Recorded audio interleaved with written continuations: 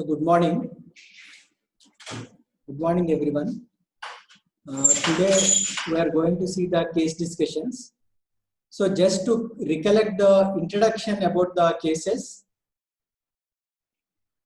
about the case discussions, previously we had seen.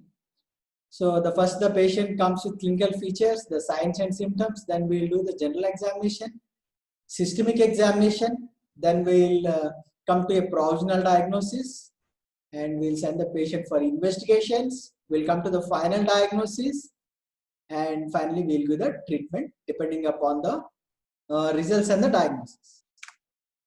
So clinical features, we'll see the signs and symptoms. Symptoms are presented by the patient and signs are elicited by the clinician. And coming to the general examination, we'll see the general appearance, in which we'll see the build, nourishment and mental status. And in vitals, we'll see the pulse, blood pressure, respiratory rate and temperature. And in general examination also, we'll see the pallor, icterus, cyanosis, clubbing, lymphadenopathy and edema. So pallor we'll see to check whether the patient is anemic or not. So we'll see the visible mucous membranes. And in icterus, we'll see whether the patient is having jaundice or not. We'll see the sclera in the eyes. And cyanosis, it's a bluish discoloration due to decreased oxygen. And clubbing, it is swelling. We'll see the tips of the fingers. And lymphadenopathy, we'll see whether there is enlargement of any lymph node. And in edema, we'll see whether there is swelling, any generalized swelling or any localized swelling. So all these things we'll see in general examination. Next in systemic examination, we'll see cardiovascular, respiratory, central nervous and gastrointestinal system. And in cardiovascular system, we'll see the heart sounds and murmurs. In respiratory, we'll see the breath sounds, shortness of breath and any other special sounds. And in central nervous system, we'll see the mental status and cranial nerve examination. And in gastrointestinal system, we'll see the organomegaly or there is any referred pain, and all these things we'll see. And after the seeing the clinical features, the general examination and systemic examination, we'll see the provisional diagnosis. So provisional diagnosis is, it is nothing but most likely diagnosis by seeing the clinical features, systemic and general examination. And next we'll send the patient for the investigations which are related to the particular system or diseases. And after that, we'll come to the final diagnosis by seeing the results of the investigations. After interpreting the results of the investigation, we'll come to the final diagnosis. And after that, we'll give the treatment. Depending upon the severity and the extent of the disease and whether the complications of the disease are started or not, we'll check by seeing the investigations and we'll give the treatment. So that is the pattern that we'll follow. And coming to the today's cases, case discussion, coming to the case 1. So all of you follow the case carefully. A 40-year-old man came with complaints of increased frequency of micturition, increased thirst and weight loss associated with recurrent infections. The blood investigations of the patient shows fasting plasma glucose is 274 milligrams per deciliter, postprandial blood glucose is 320 milligrams per deciliter, and urine is negative for ketone bodies.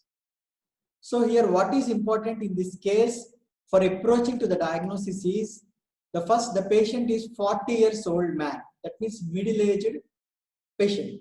So this is a disease related to the, most probably related to the middle-aged person. Okay. And coming to the complaints, he is complaining of increased frequency of micturition and increased thirst and weight loss, and associated with recurrent infections also.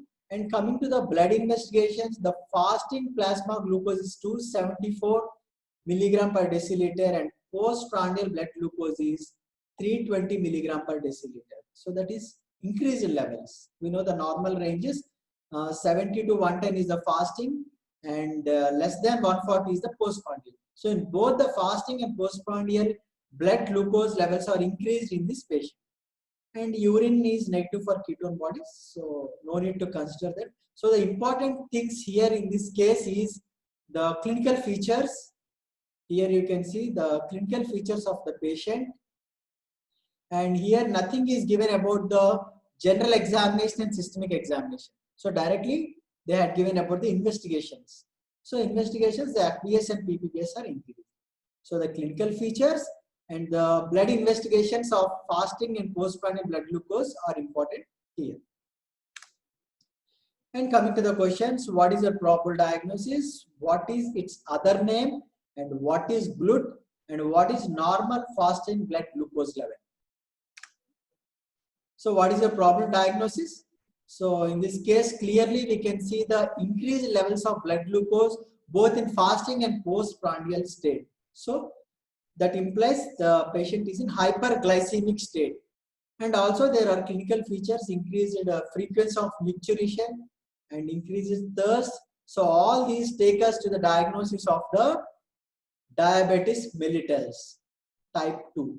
Okay, because the age of the person is more than 40 years, it is 40 years, is middle aged, so it is diabetes type 2. If the age is less than 20 or less than 10, then we can suspect the diabetes mellitus of type 1. But in this case, it is diabetes mellitus type 2. So what is the defect in diabetes mellitus type 2? So we know the normal biochemical mechanism. The insulin comes and it attaches to the insulin receptor which is present on the cell membrane, and due to this there will be changes in the cell membrane, and the GLUT4, the glucose transporter 4, will be opening and the glucose enters the cell, and this entering of glucose into the cell is known as glucose uptake. So this is the normal mechanism. But in diabetes mellitus, what is happening is, in type 2 diabetes mellitus, the insulin is coming and is attaching to the insulin receptor, but there is defect in the glucose transporters. So that's why they are not opening and glucose can't enter the cell, and the glucose levels will be increased in the blood. So this is the defect in the diabetes mellitus type 2. And we know when insulin comes, the glucose will be entering. So here the main defect is the defect in the glucose transporters, which is also known as peripheral resistance. Whereas in type 1, there is completely defect in the insulin production. So comparing the type 1 and type 2 diabetes, so in type 1, there is completely defect in the production of insulin. But in type 2, the production of insulin is normal to much extent, and the defect is in the glucose transporters. Okay, in type 1, and in type 2, the defect is the glucose transporter. So glucose can't enter the cells, which leads to increased glucose in the blood, leading to hyperglycemia. So this happens in type 2 diabetes, that is in this case. And in diabetes, why the patient is getting the symptoms, we have to know that thing also, why the patient is getting symptoms. The increased frequency of micturition and increased thirst, why this occurs in the diabetes? Because in diabetes, there is extracellular hyperglycemia, that is the increase of glucose levels in the blood. So this leads, when the levels are increased beyond renal threshold, the kidney can't manage the glucose levels, so there will be excretion of glucose in the urine. Due to increased levels of glucose, there is excretion of glucose in the urine. This leads to osmotic diuresis. The fluid from the tissues will be lost. So this leads to dehydration, and when there is dehydration, the patient will take more water. Okay, so there will be loss of urine and he will be taking more water. Polyuria and polydipsia. As there is polyuria, the patient will be thirst, because the thirst centers will be activated. And coming to the second question, what is its other name? What is the other name for the diabetes mellitus type 2? So it is also known as T2DM, type 2 diabetes mellitus, because it is categorized as type 2 diabetes. That's why it is also known as T2DM.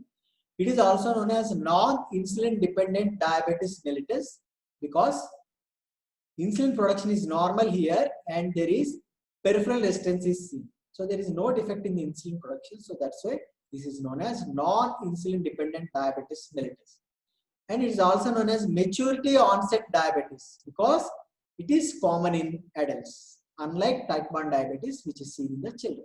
So that's why this is known as maturity onset diabetes. And the next question is, what is GLUT? So GLUT is nothing but it is glucose transporter molecule. The membrane proteins that facilitate the transport of glucose are known as GLUT or glucose transporter molecules. These are membrane proteins which are present on the cell membranes. And they are 6 in number, that is GLUT 1, 2, 5 and 7. 6 is not there. And out of which the GLUT 2 and GLUT 4 are important. Okay. We know where is GLUT 2 present and where is GLUT 4 present. We will see that. GLUT 1 is generally present on the erythrocytes. And here you can see the intestinal lumen, epithelial cell and capillary. During absorption of monosaccharides, the glucose enters the epithelial cell from the intestinal lumen through S-GLUT1. That is different. That does not come under glucose transporters. That is sodium glucose transporter 1. So the glucose enters the epithelial cell from the lumen through the S-GLUT1, and the fructose enters the epithelial cell through GLUT5. So this is also one glucose transporter. Okay, and from the epithelial cell, the glucose and fructose reaches the capillaries through glucose transporter 2. So that's why glucose transporter 2 is very important in absorption of monosaccharides. Okay. And GLUT4 we know it is present on the skeletal cells, peripheral cells. On all the peripheral cells, GLUT4 is present, and this is helpful in the uptake of the glucose. So that's why GLUT2 and GLUT4 are important in glucose transporters because they are important in absorption and uptake of glucose. And coming to the last question, what is normal fasting blood glucose level? So this you are being seen from many times you had seen this.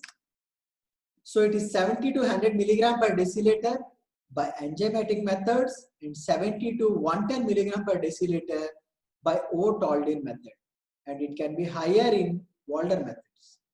So here the important thing that you have to remember is the normal range depends on the method of estimation. That is important. And for normal ranges, you can follow any standard book. But the normal ranges will be changing with the method of estimation.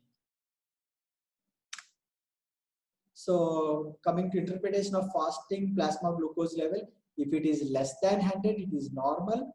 If it is in between 100 and 125, it can be considered as pre-diabetic stage. And if it is more than 126, it can be diagnosed as diabetes. There is a diagnosis of diabetes with fasting plasma glucose level. And coming to the treatment of diabetes, the treatment should be focused on controlling the blood glucose levels.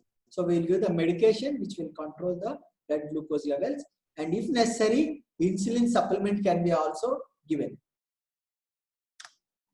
So that is about diabetes.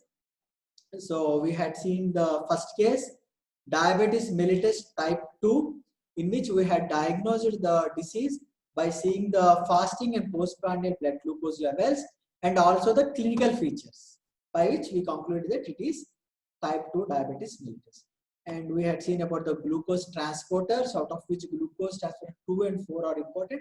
And we had seen the other names for the type 2 diabetes mellitus, T2DM, non-insulin dependent diabetes mellitus, and maturity onset diabetes mellitus. And we had seen the normal fasting levels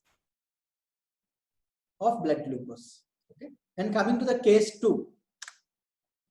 So follow the case carefully. A 40-year-old man was admitted with acute abdominal pain and vomiting. So he is a non-alcoholic and a smoker. So here you can see the important thing is 40 years old man, the middle-aged person, and the only clinical features here given to us are acute abdominal pain and vomiting. So acute abdominal pain is sudden and severe abdominal pain, and it is generally associated with the vomiting. And he is a non-alcoholic and smoker. So this is the history of the patient is given here. He is a non-alcoholic and smoker. So this may be a disease due to some defect in the organ which is present in the abdomen, because acute abdominal pain is there, and he is alcoholic and smoker. Of course, the complications in alcoholic and smokers will be appeared after 40 only, because they will be having chronic effects. So that's why 40 years, acute abdominal pain, and he's alcoholic and smoker. So these are the important things for approaching to the diagnosis. And here about general examination and systemic examination, nothing is given about general examination, systemic examination. And they had given about the lab findings. The plasma amylase is 840 international units per liter. The norm is 40 to 120, so it is very much increased. So serum lipase is 980 international units per liter. So it is also increased. Okay, the normal range is 50 to 140. It is also increased to higher extent. So urinary amylase levels is also increased, 500 international units per liter. And serum triglycerides, it is 1120 milligrams per deciliter. This is also increased, the normal being less than 150 milligram per deciliter. So lab findings are abnormal in this case. So what is the proper diagnosis? What are the parameters for the diagnosis? What is the cause for these conditions, and what is the importance of amylase in this disease? So these are the questions about this case. So what is the proper diagnosis? So what we had seen in this case is alcoholic and smoking history is there, and he is having acute abdominal pain. And the lab investigations, we had seen the amylase and lipase are increased. So amylase and lipase are increased, and there is acute abdominal pain. So this is generally seen in acute pancreatitis. So that means inflammation of the pancreas. So here the inflammation is due to smoking and alcohol. The inflammation of pancreas is there. So that's why we can diagnose it as acute pancreatitis. And amylase and lipase, which are produced by pancreas, is also increased in the lab findings. And amylase is increased in urine also. And also triglycerides are increased. So all these investigations take us to the diagnosis of acute pancreatitis. So coming to the pancreatitis, the pain, we know the abdomen is divided into different quadrants, out of which the pancreas is present in the left hypochondrium.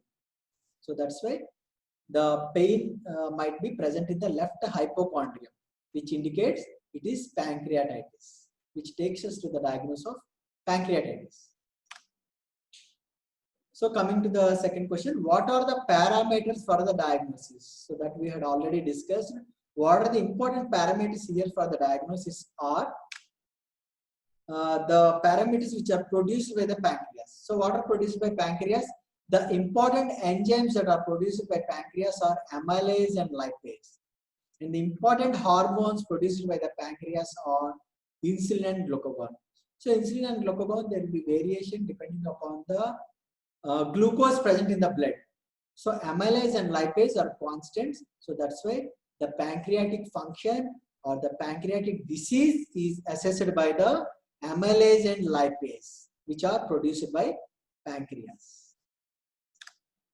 So in this case, we came to the diagnosis of acute pancreatitis because the abdominal pain, elevated amylase and elevated lipase.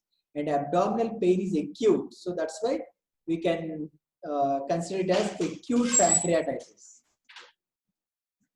So coming to abdominal pain, the abdominal pain here is seen on the left hypochondrium. Most probably, the pain might be seen on the left hypochondrium. And the pain is severe and sudden. That is acute pain. So that is important here for diagnosing it as acute pancreatitis.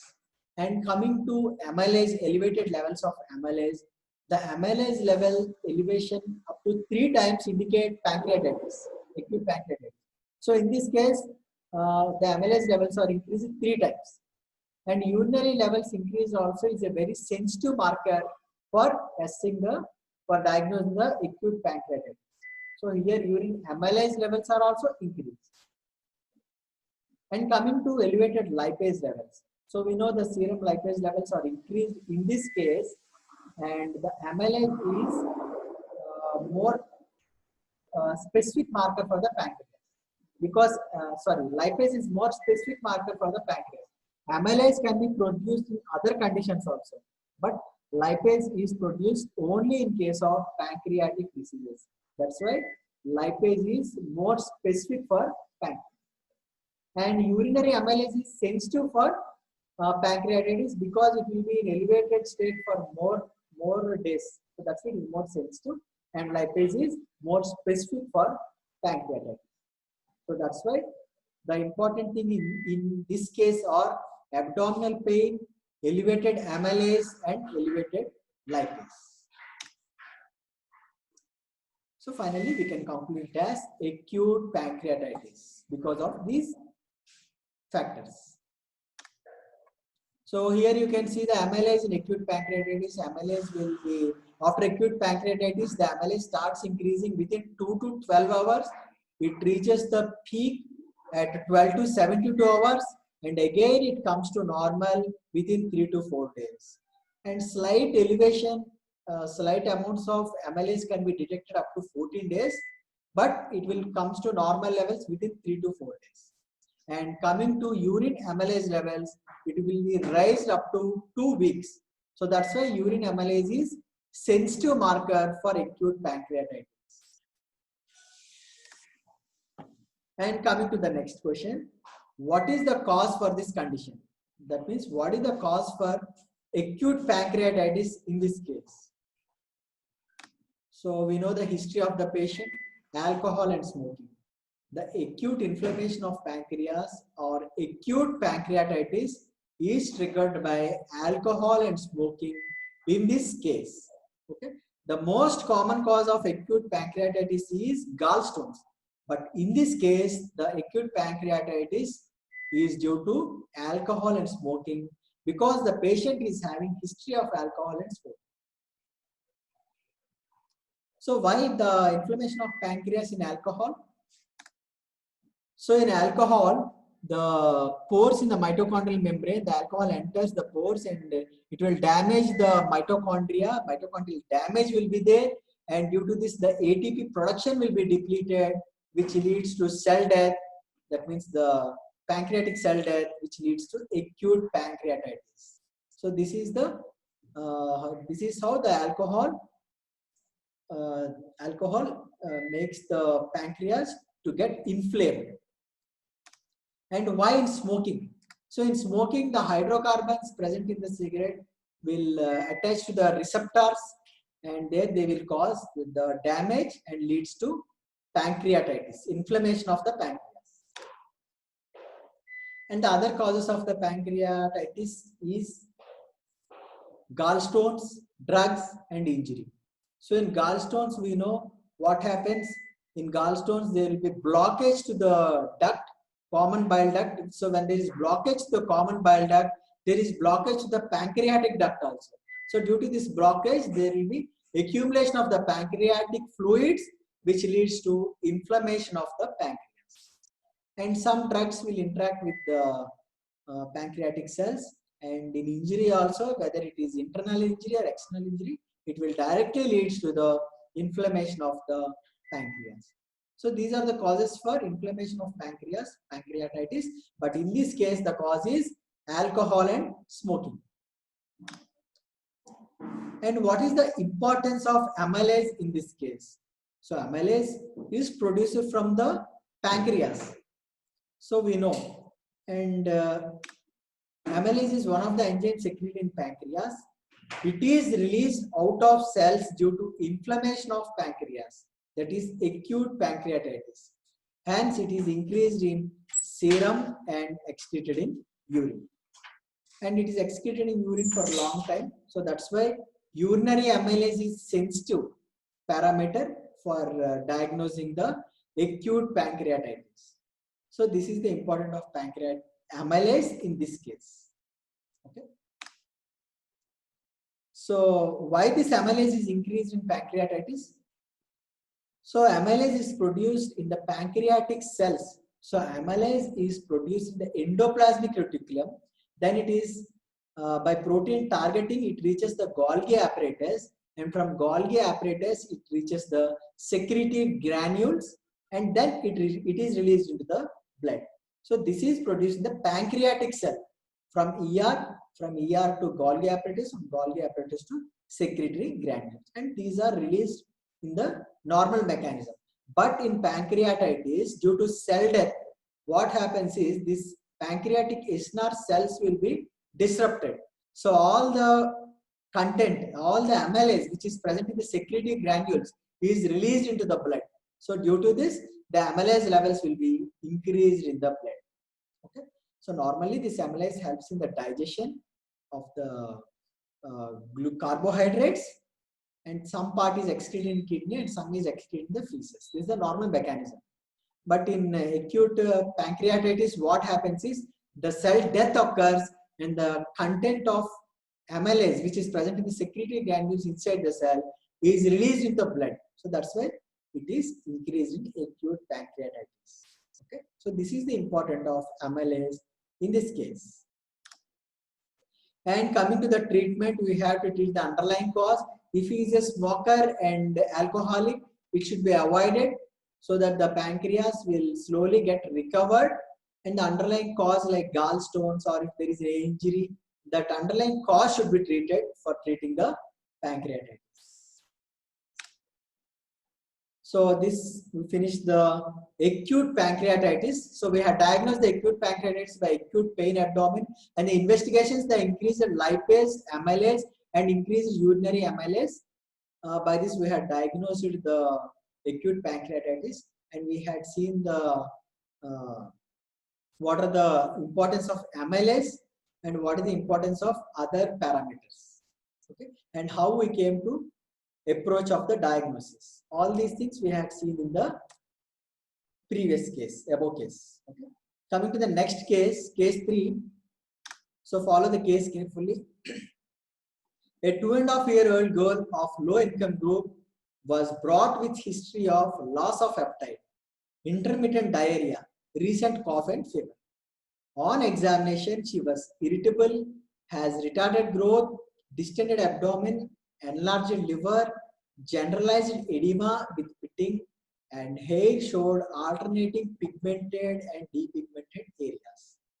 So here in this case, the important thing is the 2.5 years. That is, this is a disease related to child age group and low income group. So something it is related to the disease. The child is from low income group.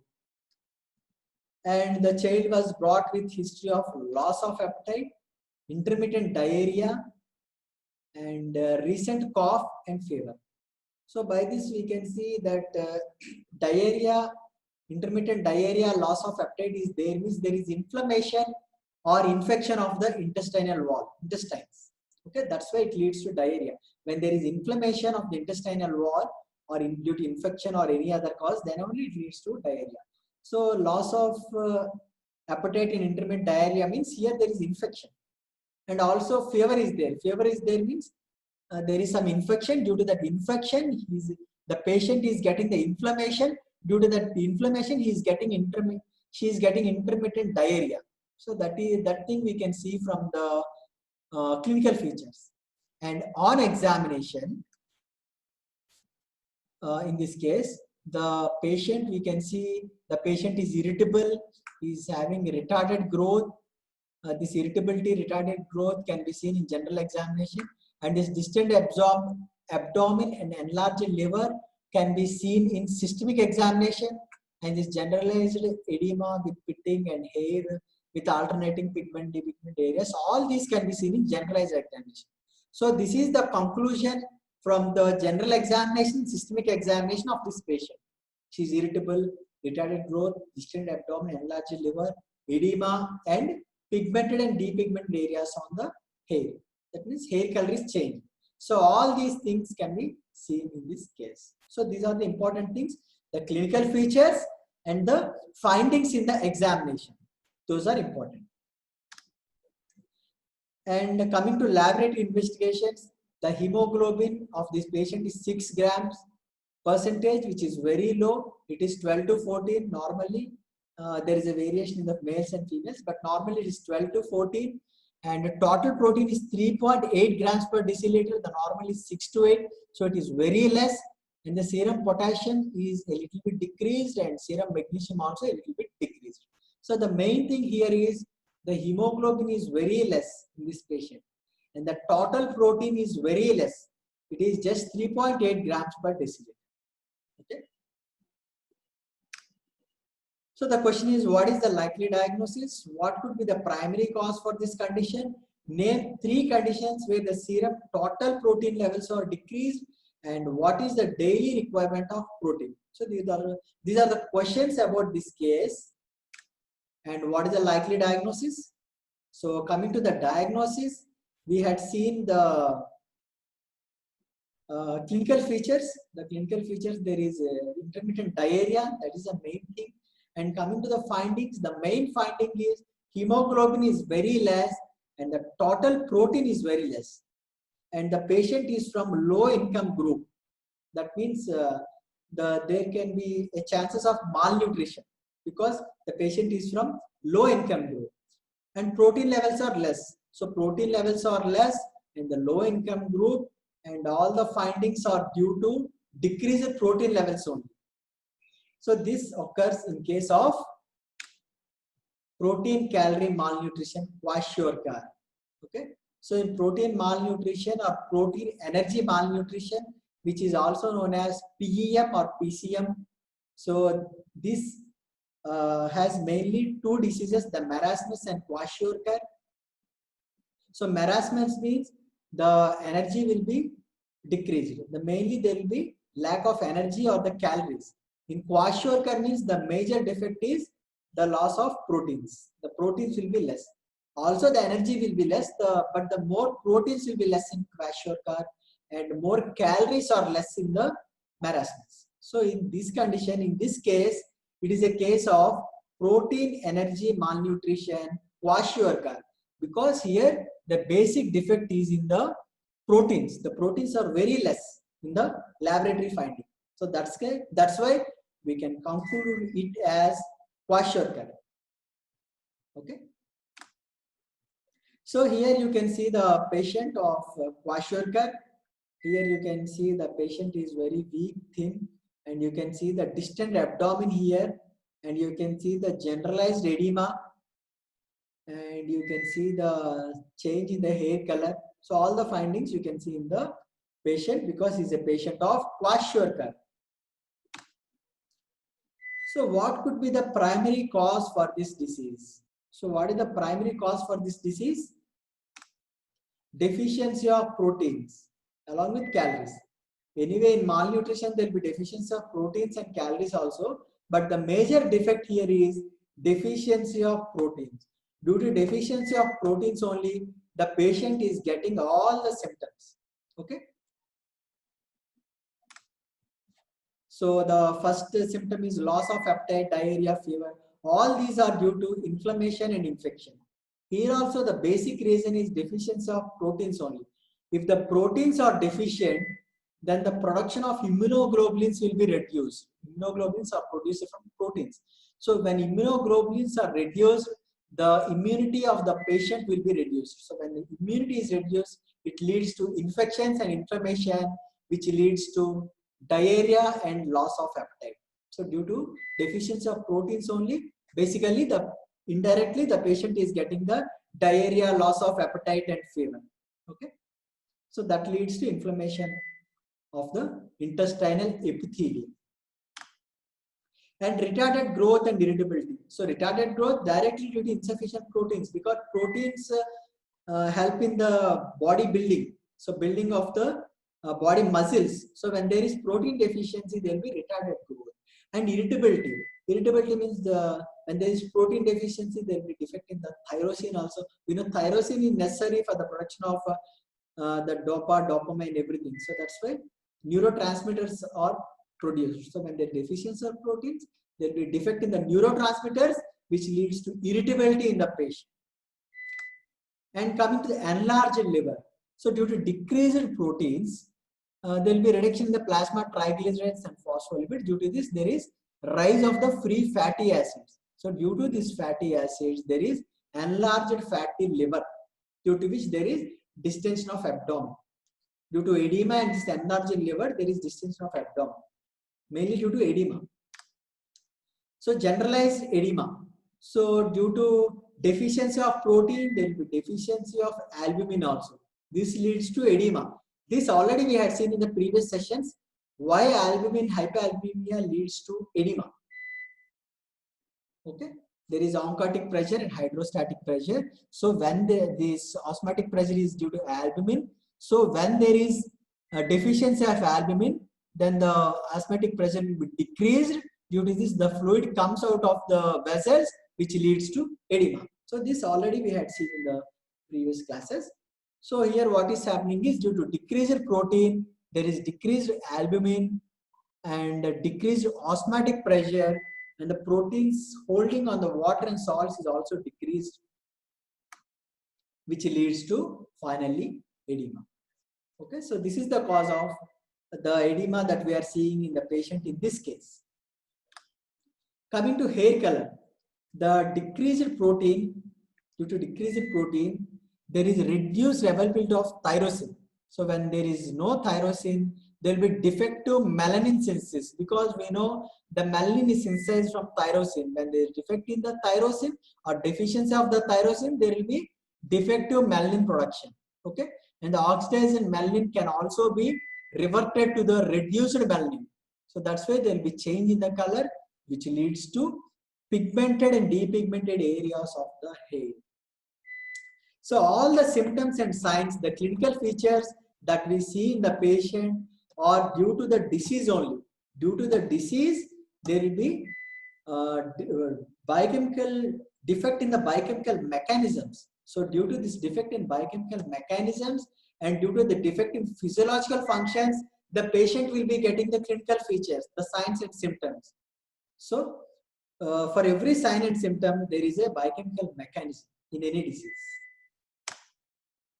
Okay, so here you can see tyrosine is necessary for the synthesis of melanin. So that's why when there is a deficiency of the tyrosine, there will be defect in the melanin synthesis, which leads to pigmented and depigmented areas of the hair. So we had seen the deficiency of protein is the main thing that is occurring in the kwashiorkor, and due to deficiency of the protein, different biochemical, there is defect in the different biochemical mechanisms, and due to this defect in the biochemical mechanism, it is leading to different clinical features in this case. Okay, and name 3 conditions where the serum total protein levels are decreased. So one is kwashiorkor, that is protein energy malnutrition, that we know, protein calorie malnutrition, kwashiorkor. And the second one is nephrotic syndrome, and the next one is malabsorption syndrome. Okay, protein calorie malnutrition. Why there is deficiency of proteins? We know because there is defect in intake of the proteins. Generally, this is seen in the low income group people, because there won't be nutritive food to them. So due to that low intake of the proteins, it leads to protein deficiency in protein calorie malnutrition. Why there is protein deficiency in nephrotic syndrome? We had already seen in the previous sessions, in nephrotic syndrome, there will be proteinuria. That's why there is protein loss. Okay, nephrotic syndrome, we know there will be damage to the glomeruli. Okay, there will be damage to the cluster of blood vessels. There will be sclerosis. Due to this, there is defect in the filtration. Due to the defect in the filtration, the proteins are excreted in the urine. Okay, so when these proteins are excreted, it leads to decreased proteins in the body. So damage to the cluster of small blood vessels or glomerulus, it leads to defective filtration. the proteins are lost in the urine, which leads to that is proteinuria in nephrotic syndrome. If the proteinuria is greater than 3 grams per day, it is known as nephrotic range of proteinuria, which leads to nephrotic syndrome. Okay, this is due to defective filtration only. The defective filtration is due to damage to the cluster of blood vessels or glomerulus. So that is why we will see the deficiency of proteins in nephrotic syndrome also. And malabsorption. In malabsorption also, the intestinal wall, the intestinal epithelium can't absorb the proteins, certain proteins properly. So due to this also, the proteins in the body will be decreased. Okay. So damage to the intestine from infection or inflammation or trauma, and this malabsorption can also be seen in the genetical diseases like celiac disease, Crohn's disease, and chronic pancreatitis also. So in all these conditions, there will be malabsorption, that is malabsorption of proteins, which leads to decreased proteins in the body. So decreased proteins in the body is seen in protein energy malnutrition, nephrotic syndrome, and malabsorption. These are the 3 conditions in which mainly it is seen. Okay.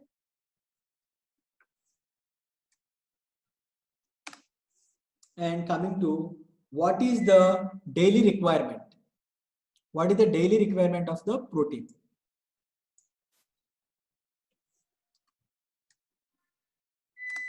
So in children, it is 1 gram per kg body weight, and in adults, it is 0.5 to 0.75 grams per kg body weight. So children, as there is bodybuilding, as the body have to grow, so children require more proteins than the adults. Okay, and we know the proteins are necessary for different functions in the body, and proteins are also necessary for synthesis of different biochemical substances in the body. So coming to the treatment, there is nothing specific treatment for the protein energy malnutrition. So it is nutritive food with sufficient proteins.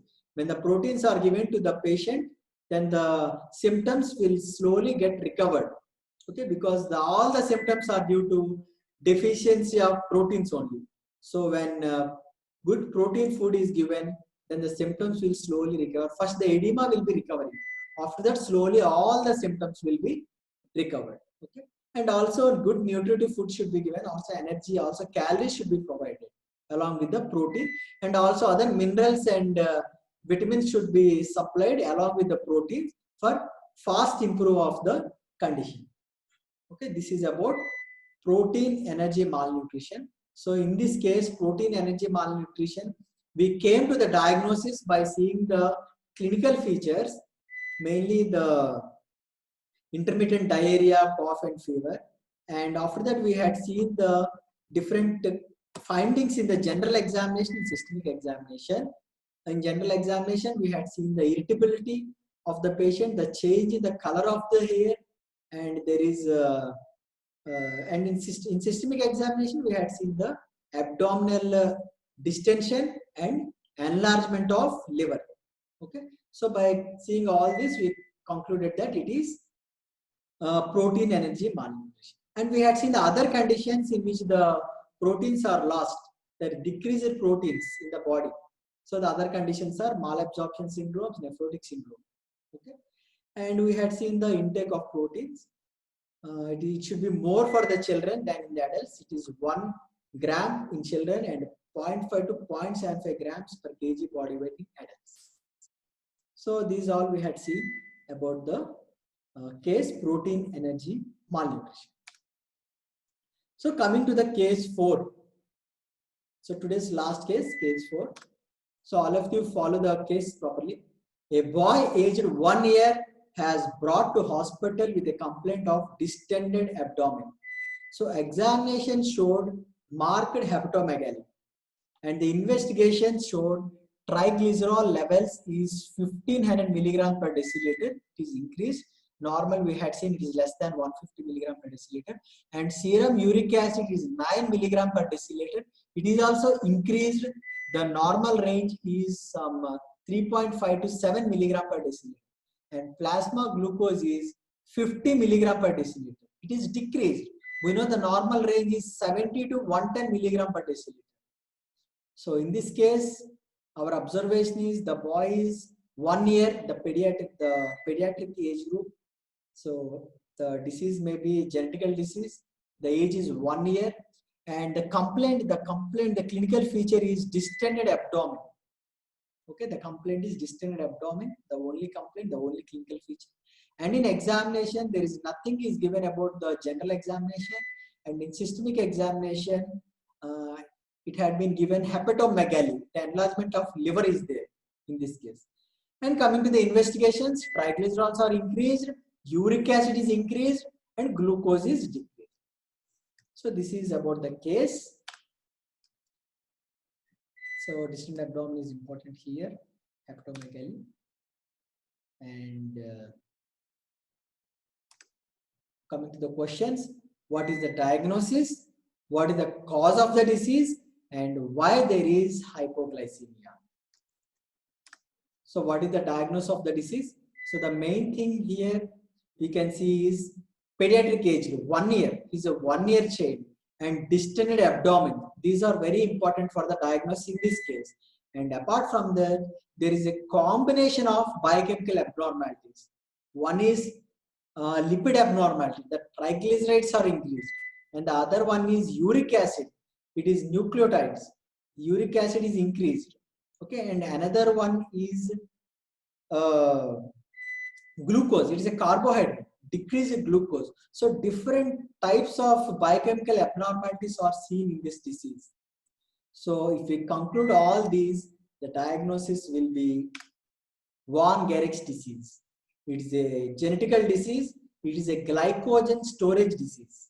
Okay, Von Gerek disease. It is generally seen in the children less than 1 year.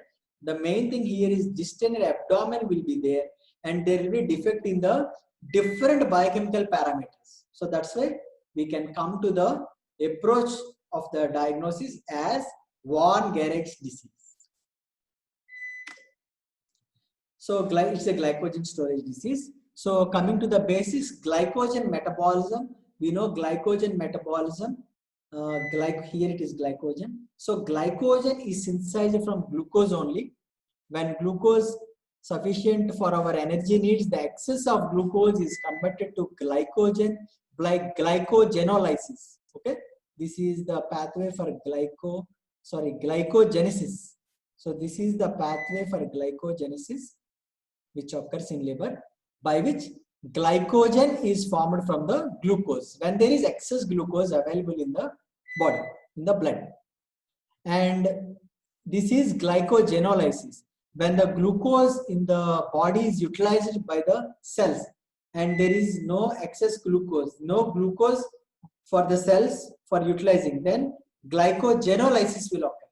Okay, here the glycogen will break down to give the glucose. So this is the pathway for glycogenolysis, by which the glucose is formed from the glycogen. Okay, glycogen to glucose 1-phosphate, glucose 6-phosphate, and glucose. This is glycogenolysis.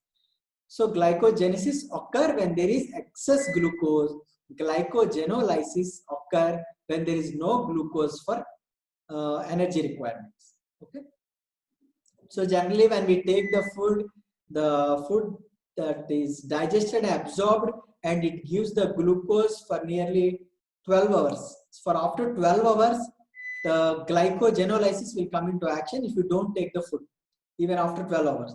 After 6 hours, after 8 hours only, we'll take the food generally. If we won't take the food after 6 hours and 8 hours, up to 12 hours, then glycogenolysis will come into action for providing the glucose. Then only the glucose enters the cells and glycolysis occurs, and the cells will get the energy. Initially, the energy will get directly from the glucose by glycolysis. When the glucose is not available, then glycogenolysis occurs, then glucose will come out, this glucose enter the cells and give the energy by the glycolysis. So this is the glycogen metabolism. There are many defects in glycogen metabolism. So many enzymes are required for the glycogen metabolism. So depending upon the enzyme defect, there are different defects in the glycogen metabolism. These are known as glycogen storage diseases. So here you can see different glycogen storage diseases, out of which our case is the glycogen storage disease 1, type 1, Von Gerich disease. So this is our case. Okay. So here the main enzyme defect is, in this case, is glucose 6-phosphatase. Due to this defect only, we are getting this Von Gerich disease. This is genetical defect. Due to genetical defect, there is decreased or unavailability of this enzyme. This enzyme is not synthesized. Then the glucose 6-phosphate can't be converted to glucose. This is the main defect in the Von Gerich disease. Glucose 6-phosphatase deficiency. Okay. So what is the cause of disease? So we know the cause of the disease is the enzyme defect, glucose 6-phosphatase deficiency. Okay. So this is the defect in the Von Gerich disease, and due to the defect or deficiency or absence of the glucose 6-phosphatase, all the biochemical abnormalities are occurring. All the biochemical abnormalities in this case are due to deficiency of glucose 6-phosphatase only. So how this glucose 6-phosphatase is leading to that many biochemical defects, that many biochemical abnormalities, that we'll see. Okay. So in Von Gerich disease, due to deficiency of glucose 6-phosphatase, there is accumulation of glycogen in the liver. There is fasting due to accumulation of glycogen in the liver only, we had seen the hepatomegaly. And there is fasting hypoglycemia. In the investigations, we had seen the glucose levels are 50 milligrams per deciliter. And there is lactic acidosis in Von Gerich disease. And hyperlipidemia, we had seen the triglyceride levels are up to 1500 milligrams per deciliter. And there is hyperuricemia. We had seen the uric acid levels are 9 milligrams per deciliter. So all these biochemical defects are due to deficiency of glucose 6-phosphatase in Von Gerich disease. So we'll see why we are getting these defects due to deficiency of glucose 6-phosphatase. So glycogen, in glycogenolysis, in the requirement of energy, the glycogen will release the glucose 1-phosphate. This glucose 1-phosphate will become the glucose 6-phosphate, and this glucose 6-phosphate will give the glucose. Okay, and this glucose will enter the cell and will give the energy. This glucose will released into the blood, and the glucose levels will be maintained in the blood.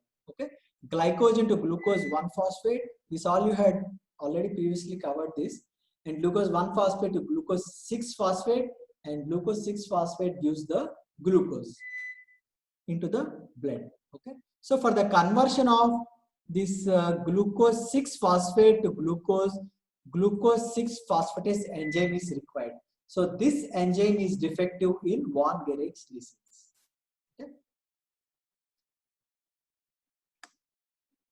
And this glucose phosphate, the other ways of utilization of glucose 6-phosphatase is glucose 6-phosphatase is converted to pyruvate lactate, and lactate we know it is utilized for gluconeogenesis. And the other way of utilization of glucose 6-phosphate is it will be diverted to the pentose phosphate pathway. In pentose phosphate pathway, we know pentose sugars are formed which are necessary for synthesis of nucleotide synthesis.